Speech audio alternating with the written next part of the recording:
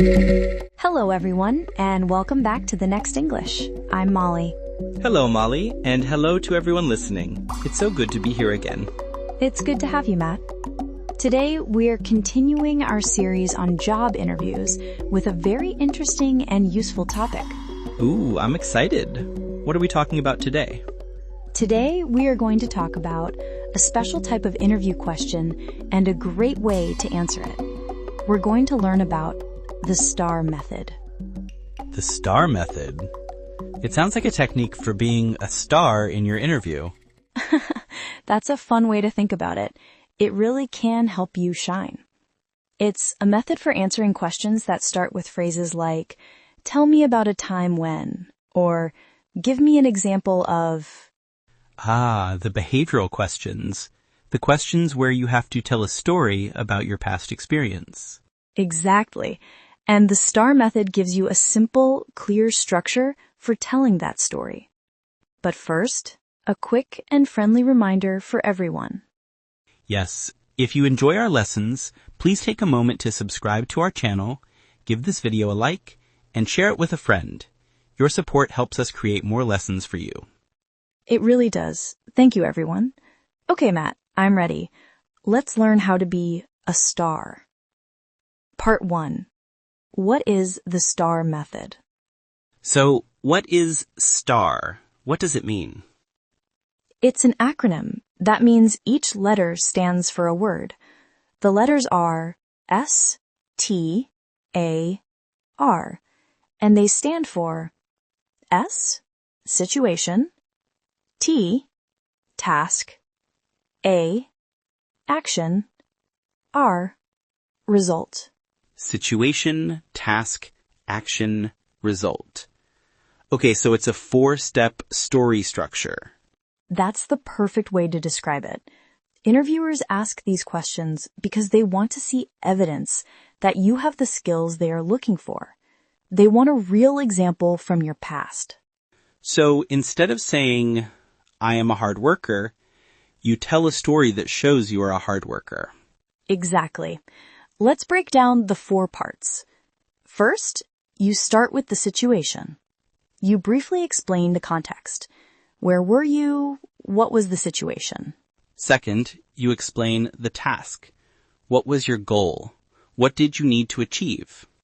Third, you describe the action. This is the most important part. What did you do? What steps did you take? And finally, you share the result. What happened in the end? What was the outcome of your actions? And the result should always be positive, right? Yes, that's a very good point. You want to show that your actions led to a good outcome. Part 2. A common STAR question and answer. This is a very helpful structure. It makes telling a story much easier. Can we look at a real example question? Let's do it. A very common question is, tell me about a time you handled a situation under pressure. Under pressure means in a stressful or difficult situation with a tight deadline. Yes. So let's build an answer using the STAR method. First, the situation. What was the problem? You could say, in my previous job, a team member left the company unexpectedly in the middle of an important project. Okay, that's a clear situation. It's definitely a pressure situation. Now, the task. What was your goal? What did you need to achieve? My supervisor asked for a volunteer to take over the project, and the task was to complete it by the original tight deadline.